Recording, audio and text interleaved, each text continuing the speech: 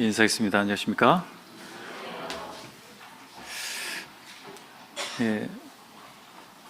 우리가 살다 보면 기쁠 때도 있고 슬플 때도 있지만 화가 날 때가 좀 있죠. 여러 가지 이유로 우리가 화가 나게 되는데 때로는 우리가 권리라고 생각하는 것에 대해서 인정받지 못할 때 화가 납니다.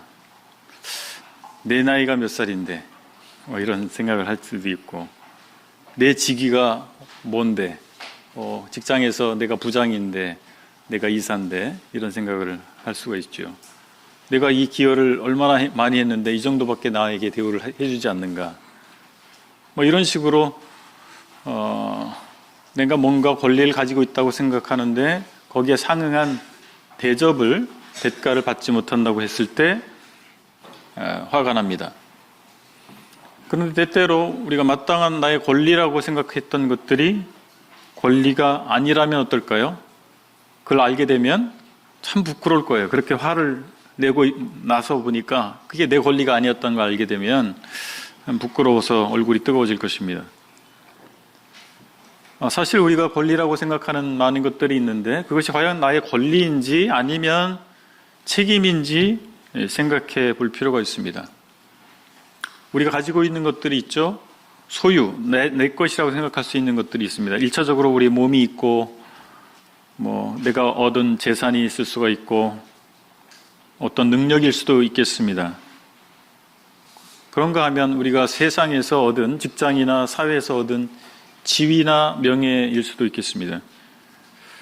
그렇다면 이것이 권리의 이유가 될 것인가 라고 하는 부분이에요. 우리는 마땅히 그것은 나의 권리다, 나의 권리의 영역에 속한 것이다 하고 생각할 수 있습니다. 그러나 우리가 하나님 앞에서 생각해 보면 그것은 권리 이유가 아니라 헌신의 이유가 될 수 있다는 사실입니다.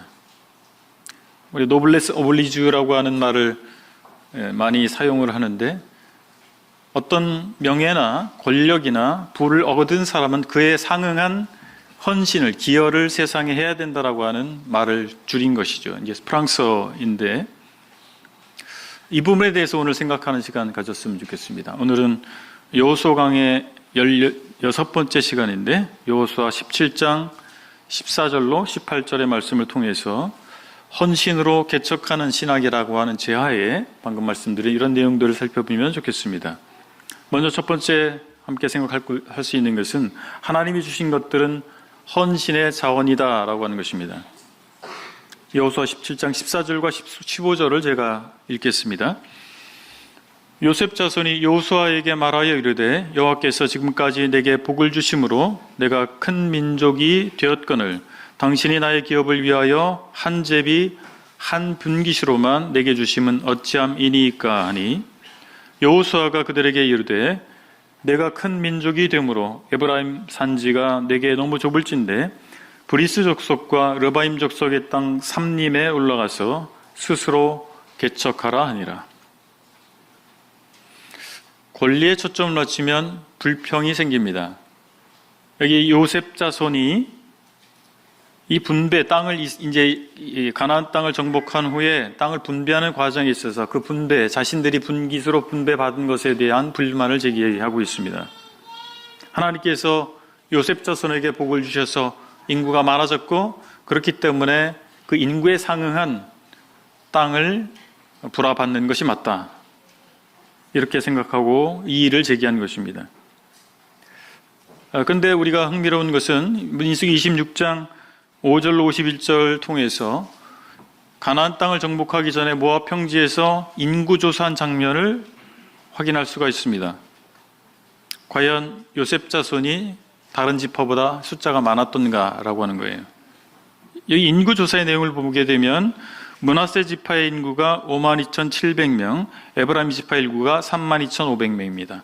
요셉 자손이 두 분깃을 주셨기 때문에 하나님께서 요셉 자손에 두 지파가 있는 거예요. 다른 지파들은 한 지파에, 한 자손에 한 지파였는데 요셉 자손에게 두 지파가 됐어요. 그래서 합쳐보니까 84,000명이 정도 됩니다. 84,000명 정도. 그럼 그 합친 숫자만 따지면 다른 지파보다 많아요. 그런데 중요한 거는 므낫세 반지파, 므낫세 지파의 절반은 요단강 동편에 이미 분깃을 받았다라고 하는 거예요. 그 영역이 꽤 넓습니다. 그래서 실제 요단강 서편에서 그들이 거주하게 될 인구를 대략 따지면 한 6만 명 정도 될 것입니다. 6만 명 정도. 그런데 다른 지파를 좀 비교해 보면 유다 지파는 7만 6,500명입니다.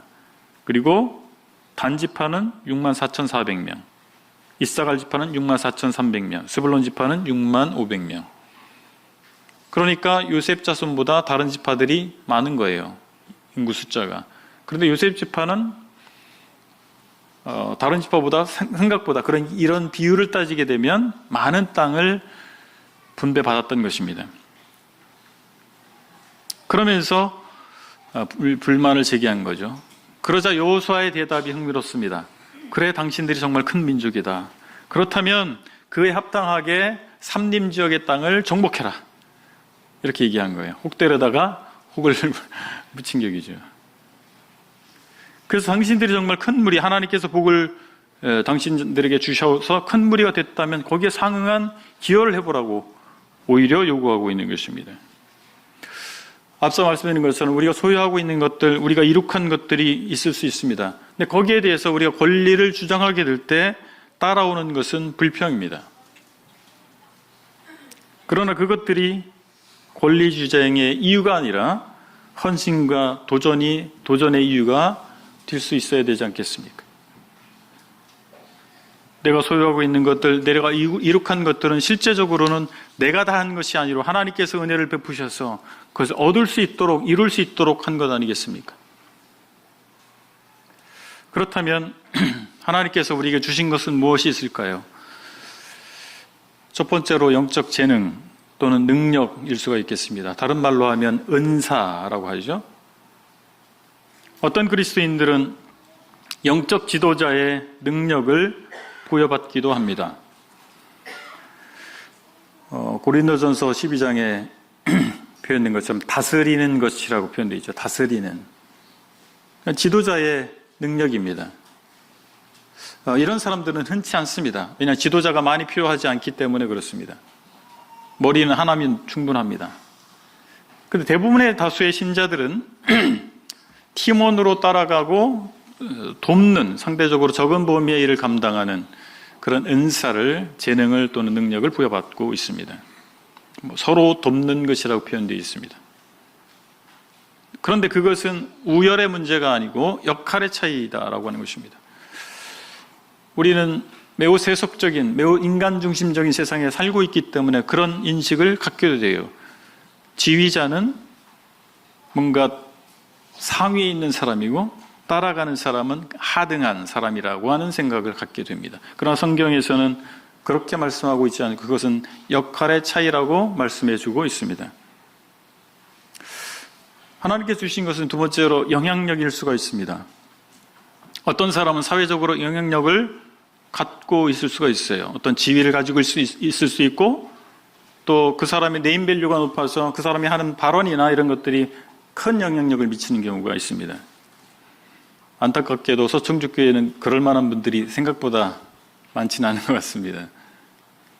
반면에 어떤 사람들은 상대적으로 영향력의 범위가 적은 이런 경우가 있을 수가 있죠. 대부분이 그럴 것입니다. 그러나 영향력이 아예 없는 사람은 없다라고 하는 것입니다. 어떤 경우에는 상당한 영향력을 가지고 있는 사람이 미치지 못하는 범위에 생각보다 영향력이 작아 보이는 사람이 그 영역에서는 상당한 영향력을 미치고 있을 수가 있습니다. 어쨌든 우리는 영향력이라고 하는 것을 갖게 됩니다. 크고 작지만. 세 번째는 재물일 수가 있습니다. 어떤 사람은 재물을 얻는 능력과 기회들을 제공받아서 부자가 됩니다. 성실하게 하는 것, 충성스럽게 하는 것은 누구에게나 필요한 미덕입니다. 그런데 열심히 충성스럽게 한다고 다 부자가 되는 게 아니더라고요. 적어도 저 같은 사람은 부자가 되는 운명을 타고나지 않은 것 같습니다. 그래서 큰 부자는 하나님이 내시는 거예요. 우리 중에 만약에 큰 부자가 나타날 것 같으면 그 사람은 하나님이 그렇게 부자 되게 하시는 것이다 라고 하는 것입니다. 그 기회를 주시는 것이죠. 예수님께서는 달란트의 비유를 통해서 각기 받은 달란트의 양은 다르지만 주어진 것을 근거로 장사해서 이윤을 낸다라고 하는 공통분모가 있다는 사실을 말씀해 주십니다. 마태복음 25장 14절 이하에 그 달란트의 비유가 나옵니다. 여기 보니까 어떤 사람은 5달란트를 받았어요. 또 어떤 사람은 2달란트를 받고 또 다른 사람은 1달란트를 받았습니다. 달란트가 다르게 주어졌어요. 양이 다르게 주어졌어요. 그런데 그 주어진 양을 근거로 해서 이윤을 얼만큼 남겼는가를 그 주인은, 달란트를 부여한 주인은 관심을 갖고 있습니다. 이 비유를 통해서 주님께서 교훈하시는 것은 무엇입니까? 우리가 각기 다른 달란트를 받았습니다. 그리고 종류도 다르게 받을 수 있습니다. 그러나 중요한 것은 그것을 근거로 이윤을 낼 책임이 우리에게 있다라고 하는 것입니다. 요셉 자손은 하나님의 명령에 따라 이루어지는 제비 뽑기에 대해서 불만을 나타낸 거예요. 하나님께서 제비 뽑으라고 하신 거거든요. 그래서 제비를 뽑았는데 그 땅이 뽑힌 것이죠. 순서가 그렇게 된 거예요. 배후에 하나님이 계신 것입니다. 자기가 옳다, 이것이 맞다, 이것이 정의롭다라고 하는 생각을 내려놓지 못하니까 심지어 하나님이 하시는 일에 대해서도 이의를 제기하게 된 것입니다. 우리가 가지고 있는 것들을 나의 기준으로 바라보고 타인과 비교하기 시작하면 하나님에 대해서도 불만을 갖게 돼요. 하나님의 주권을 모독하는 것입니다. 하나님께서 나를 이 모양으로 태어나게 하셨잖아요. 나에게 이런 달란트를 주신 거잖아요. 이 정도 분량을 허락하신 거잖아요. 왜 자꾸 하나님과 씨름하려고 하십니까? 하나님과 씨름했던 유일한 사람이 있지 않습니까? 야곱. 환도뼈는 골반뼈입니다. 골반이 부서지면 서 있을 수도 없어요. 아주 심각한 부상입니다. 감히 서 있을 수도 없게 만드시죠. 하나님 주권은 굉장히 중요한 요소인 것이죠. 요셉 자손이 성공하고 큰 민족이 된 것은 어디까지나 하나님이 그렇게 하신 거예요. 하나님이 주신 복인 것입니다. 그런데 요셉 이후의 세대, 그의 자손들을 어떤 생각을 가졌냐면 그것은 자신들이 마땅히 누려야 할 특권이라고 생각한 것입니다. 특권 의식을 가지게 된 거죠. 하나님께서 요셉에게 꿈을 주시고 요셉을 축복하신 거예요. 그래서 그가 잘 되게 하셔서 애굽의 총리 대신까지 되게 했습니다. 그리고 그의 기여도로에 따라서 아버지 야곱으로부터 축복을 받을 때 장자의 축복을 받았어요. 그래서 요셉의 2 아들 므낫세와 에브라임이 각 분기씩 받은 거예요. 자기 삼촌들과 동일한 지위를 받았던 것이죠. 그것은 하나님의 축복의 결과였던 것입니다. 그런데 요셉 자손들은 우리가 누군데 이런 생각을 가진 거죠. 우리가 혹 갖게 되는 생각입니다. 내가 누군데. 그런 생각을 가지고 있는 사람들은 자신이 기준이 됩니다. 그래서 다른 사람들과의 갈등 구조를 만들어내는 것입니다. 우리는 자기 의와 자만심으로 인정받기 원하지만 헌신의 모습을 잃어버릴 수가 있습니다. 그런 가운데서 헌신은 이루어질 수 없는 것입니다. 권리 주장을 하는 가운데에서 대접받기를 바라는 사람은 결코 헌신을 할 수가 없습니다. 우리 교회의 직분이나 교회의 어떤 역할이 누구에게 주어져야 맞겠습니까? 그것을 주어질 때 어떤 원칙을 따라야 할까요?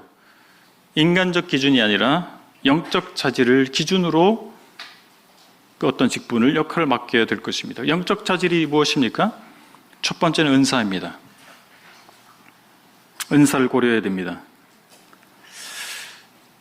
요셉 자손 지파가 이 요구를 한 것은 아마도 여호수아, 당시에 이스라엘 백성의 지도자였던 여호수아가 에브라임 지파 출신이었기 때문에 요셉 자손의 므낫세와 에브라임 2 지파가 있었잖아요. 근데 에브라임 지파 출신입니다. 여호수아는. 그러니까 이 말을 할 수 있다고 생각한 것 같아요. 여호수아가 들어주겠지. 아, 우리 지파 출신인데. 근데 하나님의 기준은 무엇입니까? 인간적 배경이 아니에요. 학연이 아닙니다. 지연이 아닙니다. 그 어떤 인간적 조건이 아니었어요. 하나님께서 다윗을 선택하실 때 다윗의 형들이 많았습니다. 막내였어요. 그 집안의 막내였습니다. 그때 하나님께서 사무엘상 16장 7절에서 이렇게 말씀하십니다. 여호와께서 사무엘에게 이르시되 그의 용모와 키를 보지 말라. 내가 이미 그를 버렸노라. 내가 보는 것은 사람과 같지 아니하니 사람은 외모를 보거니와 여호와는 중심을 보느니라. 예, 사람의 기준과 하나님의 기준이 다릅니다. 하나님께서는 우리의 외모가 아닌 중심을 보십니다.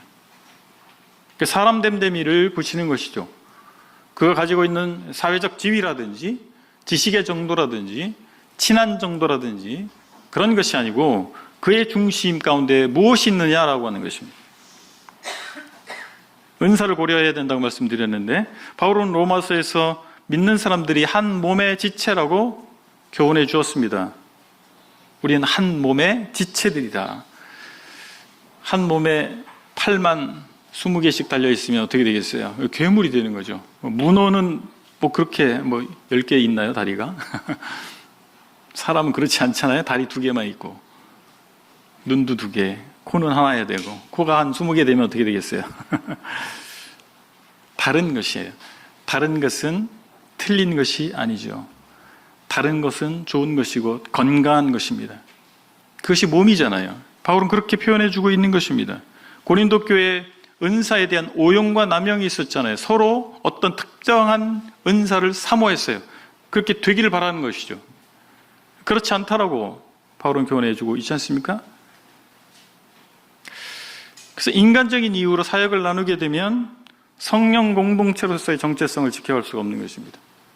우리가 말로는 교회, 거룩한 교회, 성경 중심적인 교회, 성령적 교회라고 말을 한다 할지라도 실제적인 면에 있어서 역할 분담을 하게 될 때 그런 인간적인 조건을 따라서 n분의 1로 저 형제가 저만큼 하니까 나도 이 정도 해야 된다라고 하는 생각, 저 자매가 저 역할을 하니까 나도 연수가 비슷한데 나눠 해야 된다라고 하는 생각, 그런 것들은 매우 인간적인 방식인 것이죠. 그렇다면 우리는 성경적 교회를 이루어갈 수 없을 것입니다. 성경적 교회는 어떤 텍스트북에 있는 것이 아니라 우리의 실제 교회 생활에서 이루어져야 되기 때문에 그렇습니다. 서로 인정해야 됩니다. 하나님이 그에게 부여하신 것에 대해서 서로가 인정할 때 참된 동역이 이루어질 수 있는 것입니다. 손은 발을 인정해야 되는 것이고 눈은 귀를 인정해야 되는 것입니다. 서로 인정해야 되죠. 그런데 이런 문제가 어떤 부분에 있어서 잘 안 되냐면 특히 드러나는 사역에 있어서 발생합니다. 사람들의 주목을 받는 일, 그런 일이 있어서 이렇게 양보하기가 쉽지 않아요. 누구나 인정받고 싶은 마음을 가지고 있어요. 그래서 드러나는 일은 더 많이 인정받는 것처럼 보이기 때문에 실제로 사람들은 드러나는 것을 보게 마련이죠. 드러나지 않는 부분들을 보기 어렵습니다. 그 인지상정이죠. 그 주목받거나 영향력을 행사할 수 있는 일, 그 역할에 대해서 사모하는 마음이 자연스럽게 생기는 것입니다. 그래서 양보하기가 어려워요. 그 일에 대해서 우리는 실제적으로 하나님이 누구에게 어떤 사람에게 그 역할을 부여하셨는가를 확인해 볼 필요가 있고, 내가 하고 싶지만, 나도 그렇게 하고 싶지만 하나님께서 그를 선택했다면, 하나님께서 그를 통해서 하기를 원하신다면 그걸 인정해야 할 수 있어야 되겠죠. 또 같은 은사를 할지라도, 같은 재능이라 할지라도 분량이 달라요. 같은 재능이니까 똑같이 합시다. 분량을 나눠서 합시다. 역할을. 그럴 수가 없는 거잖아요. 바울은 로마서 12장 3절에서 믿음의 분량대로라고 하는 원칙을 제시했습니다. 같은 은사를 할지라도 분량이 다른 것이죠. 그것을 인정할 필요가 있다라고 하는 것입니다. 은사뿐만 아니라 영적 자질 두 번째는 충성도입니다. 충성도는 다른 말로 책임감이라고 말할 수 있겠습니다. 가롯 유다가 예수님 배반하고 12제자 중에서 퇴출됐어요. 그 빈자리를 채우고자 했습니다. 사도행전에 보면 사도행전 1장에서 그 빈자리를 채우기 위해서 제 기준을 제시했는데 뭐라고 말하고 있냐면 항상 우리와 함께 다니던 사람 중에, 그냥 아무나 세우는 것이 아니라 범위를 설정한 거예요. 어떤 범위예요? 항상 우리와 함께 다니던 사람 중에. 예수님과 함께 다니던 일이 좋은 일이었겠어요? 어떨 때 먹을 것이 없었어요. 물론 주님께서 기적적 방법으로 5,000명을 먹이고도 12왕주리가 남게 하셨지만 우리 이 사건의 이면을 봐야 됩니다. 먹을 것이 항상 풍족했던 게 아닙니다. 잠잘 곳이 없었어요. 어려운 일입니다. 예수님 따라가는 게. 그런데 항상 우리와 함께 하던 사람 중에 비가 오나 눈이 오나 그 자리에 항상 있었던 사람, 그 사람 중에서 선택해야 된다라고 기준을 제시했던 것입니다. 바울은 하나님의 일을 맡길 사람에 대해서 자기 유언과 같은 디모데 후서를 통해서 디모데에게 얘기합니다. 충성된 사람들에게 부탁해라. 내가 당신에게 알려준 것을 이제 당신은 충성된 사람들에게 부탁해라. 그러면 그들이 또 다른 사람들을 가르칠 수 있으리라. 충성된 사람을 통해서 계대가 되는 것입니다. 하나님의 일은 그런 사람들에게 위임돼야 되는 것입니다. 하고 싶은 사람에게 맡기는 것이 아니라 충성된 사람에게 맡겨야 됩니다. 하고 싶은 사람 많아요. 좋을 때는, 주목받을 때는, 자기 형편이 좋을 때 나 하고 싶어요. 그런데 충성되지 않은 사람이 그걸 맡기면 어떻게 됩니까? 상황은 바뀌거든요. 그 사람이 상황이 달라져요. 그럼 못하겠는데요? 말이나 하고 그만두면 좋겠는데 어느 날 약속도 안 지키고 나타나지 않아요. 어떻게 되겠어요? 그 일이 문제가 생기는 것입니다. 우리의 상황은 어떻습니까? 내가 예측할 수 있어요? 예측이 안 돼요. 좋을 때도 있고 나쁠 때도 있는 것입니다. 그런데 하나님께서 그 일을 나에게 맡겼다라고 하는 생각 때문에 내가 상황이 여의치 않다 할지라도 변함없이 그것을 지키고 있는 것, 그 일을 감당해 가는 사람, 그 사람이 충성된 사람이죠. 상황 논리에 따라서 상황이 이러니까 그때는 그랬지만 상황이 바뀌어서 이럴 수밖에 없어요. 그건 누구나 할 수 있는 말이에요. 그러나 그렇게 말하는 사람은 결코 신실한 사람이라고 말할 수 없습니다. 믿음직한 사람이 아니죠. 충성된 사람이 아닌 것이죠. 책임감 있는 사람이 아닌 것입니다. 때로는 내 목에 칼이 들어와도 하나님께서 맡기신 일이기 때문에 난 그 자리에 있어야 됩니다. 그럴 일은 많지 않습니다. 목에 칼이 들어올 일은 많지 않는데 그 정도 마음을 가져야 되지 않겠나 이런 생각을 합니다. 그런 사람들을 보고 그런 사람에게 그 일을 맡겨야 되겠죠. 그 일의 성격이 중요할수록, 미치는 영향력이 클수록 우리는 정말 신중하게 그런 사람들을 선택해 봐야 된다는 사실입니다. 오늘의 주제에서 두 번째 생각해 볼 것은 믿음으로 개척해 나가야 한다는 사실입니다. 16절로 18절, 오늘의 본문 여호수아 17장 16절로 18절을 제가 읽겠습니다. 요셉 자손이 이르되 그 산지는 우리에게 넉넉하지도 못하고 골짜기 땅에 거주하는 모든 가나안 족속에게는 벳산과 그 마을들에 거주하는 자이든지 이스라엘 골짜기에 거주하는 자이든지 다 철병거가 있나이다 하니, 여호수아가 다시 요셉의 족속 곧 에브라임과 므낫세에게 말하여 이르되 너는 큰 민족이여 큰 권능이 있은즉 한 분깃만 가질 것이 아니라 그 산지도 내 것이 되리니 비록 삼림이라도 내가 개척하라. 그 끝까지 내 것이 되리라. 가나안 족속이 비록 철병거를 가졌어도 강할지라도 내가 능히 그를 쫓아내리라 하였더라. 우리는 믿음의 관점이 필요합니다. 같은 눈이 아니더라고요. 같은 관점이 아니더라고요. 우리 신앙생활 하다 보면, 우리 같이 주님을 섬기다 보면 관점이 다양합니다. 근데 가장 중요한 관점은 무엇일까요? 믿음의 관점입니다. 요셉 자손의 대표는 고원지대에 대해서 그건 우리에게 충분한 땅이 아니다라고 얘기했습니다. 그리고 골짜기에 대해서 좀 상대적으로 평지를 얘기합니다. 평지는 가나안 족속들이 철병거를 가지고 있기 때문에 정복하기 너무 어렵다. 이래도 문제 저래도 문제예요. 당시에 가나안 부족들은 철병거를 가지고 있어요. 그 말은 뭐냐, 철기 문화를 가지고 있었던 것입니다. 그런데 이스라엘 백성들은 어떤 문화 가운데 있었냐면 청동기 문화를 가지고 있었습니다. 여러분, 청동기와 철기의 싸움이 되겠습니까? 제트 전투기를 몰고 나오는데 프로펠러 전투기로 나가는 거예요. 이기겠어요? 전차를 밀고 나가는데 말 타고 나오는 거예요. 이기겠습니까? 그런데 흥미로운 것은 이미 이스라엘 백성은 가나안 정복 전쟁 과정에서 철병거를 가진 가나안 부족들을 이긴 경험을 가지고 있습니다. 여호수아 11장 9절에 보면 이렇게 기록되어 있습니다. 여호수아가 여호와께서 자기에게 명령하신 대로 행하여 그들의 말 뒷발의 힘줄을 끊고 그들의 병거를 불로 살랐더라. 이제 전쟁에서 승리한 이후에 병거는 말이 끄는 전차입니다. 그 말을 잡아서 힘줄을 끊어버렸어요. 더 이상 말의 역할을 하지 못하도록. 그리고 그 병거를 철병거를 불살라버렸어요. 그 말은 무엇입니까? 그 전쟁은 철병거와의 싸움이었어요. 승리했던 것입니다. 근데 망각이라고 하는 것은 우리에게 하나님께서 주신 은혜 중에 하나다라고 생각합니다. 그래서 아픈 기억들, 슬픈 기억들, 화가 나는 기억들을 우리가 잊어버리고 살기 때문에 살 수 있는 거예요. 그게 다 기억나면 살 수가 없죠. 근데 안타까운 것은 마땅히 기억할 것을 기억하지 못한다는 사실입니다.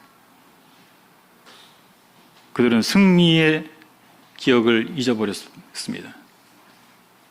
그들은 철병거가 없는 자신들의 현실을 더 크게 바라보는 거예요. 그들이 철병거를 끌고 나왔던 부족들을 멸망시켰음에도 불구하고 그 전쟁에서 이겼음에도 불구하고 그것을 잊어버리고 그냥 철병거만 바라보게 됐다 이 말입니다. 그들에게 정말 필요했던 것이 철병거일까요? 철제 무기였을까요? 세월이 지나서 솔로몬 시대에 솔로몬이 가지고 있었던 무장들을 보면 이스라엘에 당시 1400승의 병거가 있었습니다. 철병거가 있었습니다. 그리고 12,000명의 마부가 있었다고 열왕기상 10장 26절에서 기록해주고 있습니다. 그러나 솔로몬 시대는 어떤 시대입니까? 영적으로 타락해가는 시대였습니다. 솔로몬은 지혜가 많은 사람이었고 그가 부유한 사람이었고 강력한 국가를 거느리고 있었던 왕이었지만 안으로부터 썩어가고 있었어요. 그때 당시에 이스라엘 백성들은 더 이상 하나님을 의지하지 않았습니다. 철병거를 의지했는지 모르겠어요. 그리고 하나님으로부터 멀어져 갔습니다. 그리고 솔로몬 사후에 나라가 두 동강이 나버렸습니다. 여호수아는 요셉 지파에게 이야기합니다. 너희가 큰 민족이 맞다. 당신들은 정말 능력 있는 민족입니다.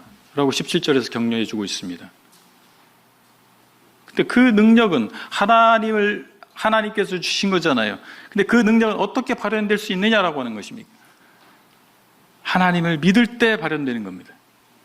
하나님을 신뢰할 때 발현되는 거예요. 이미 능력을 주셨지만 그 능력을 우리가 발휘하지 못하는 이유는 어디에 있습니까? 믿지 못하니까. 하나님 이미 주셨어요. 근데 하나님 믿지 못하니까 발휘할 수 없는 거 아니겠습니까?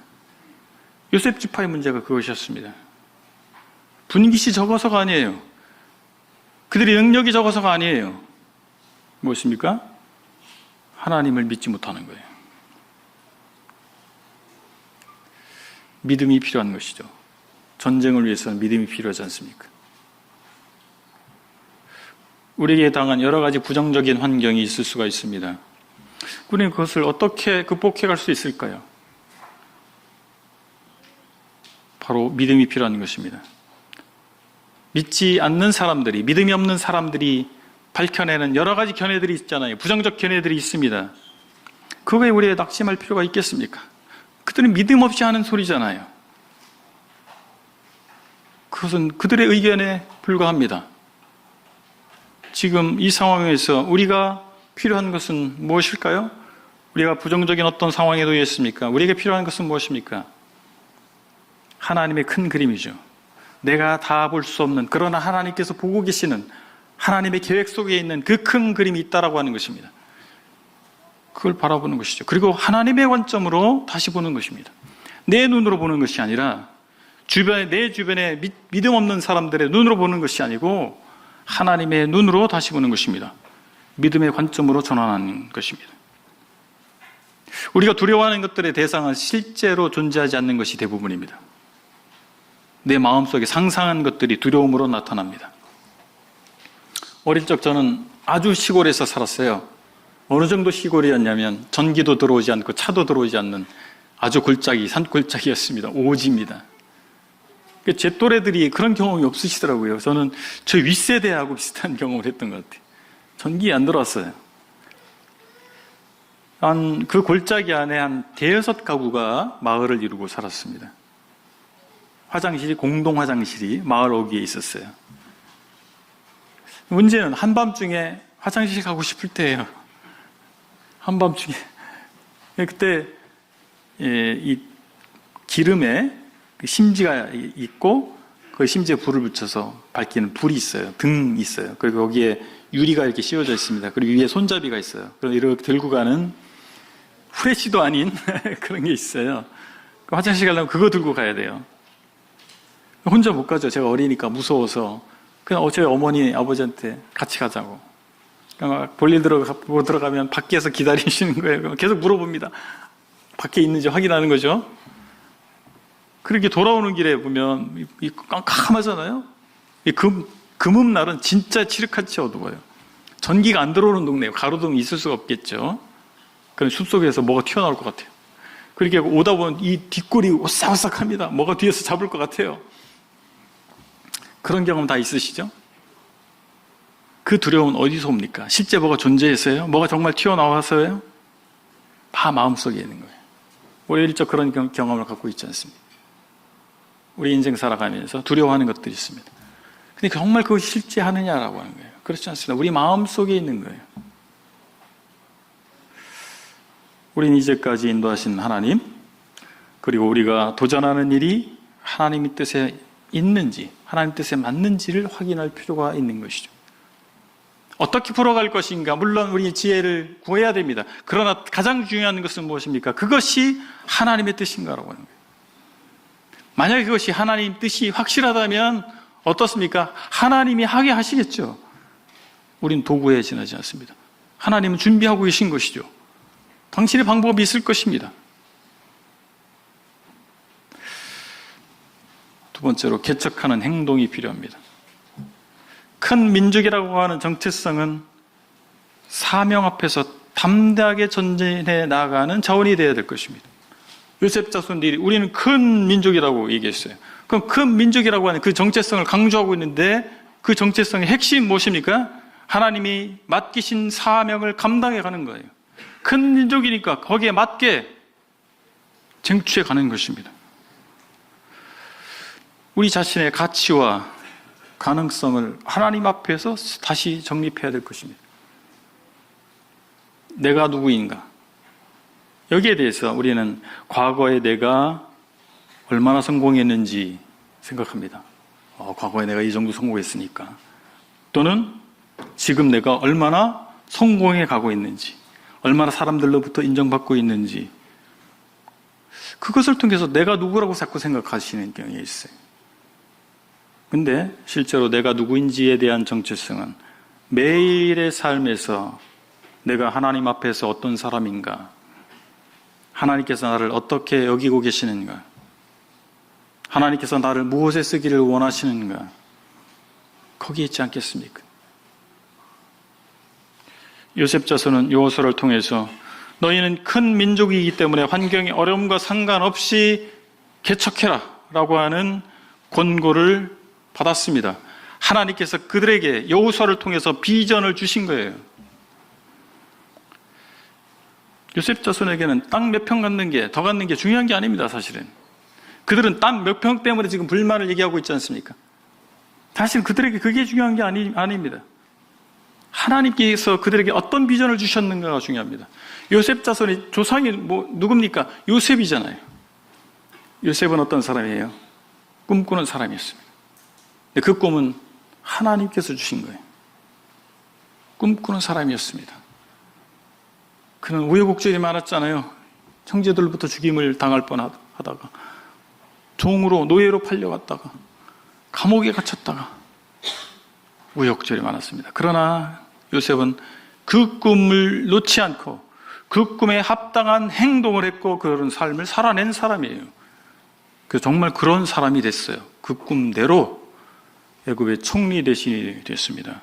형제들을 다 먹여 살리는 사람이 됐습니다. 자기 아버지까지 거둬들이는 그런 사람이 요셉이 됐지 않습니까? 요셉은 행동하는 믿음을 보였던 사람입니다.